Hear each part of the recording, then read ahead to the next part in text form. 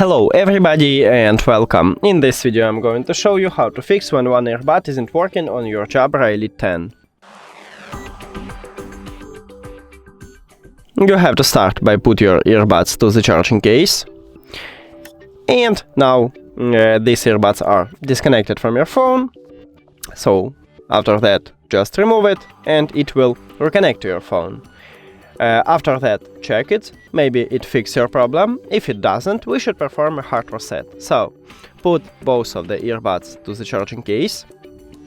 And now, press and hold both of these areas, touch areas on your earbuds until the lights start flashing purple. So, I'm press and hold.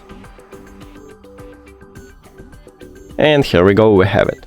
So, let's remove it. Click the information icon or settings icon if you have Android, forget this device, forget device. Also, if you have Android, click pair new device, and after that remove your earbuds from the charging case.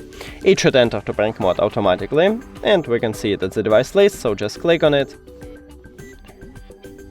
And we did it! Thank you for watching this video. If you found it helpful, please consider subscribing to the channel and leave the like on the video, it's really important to us. See you later!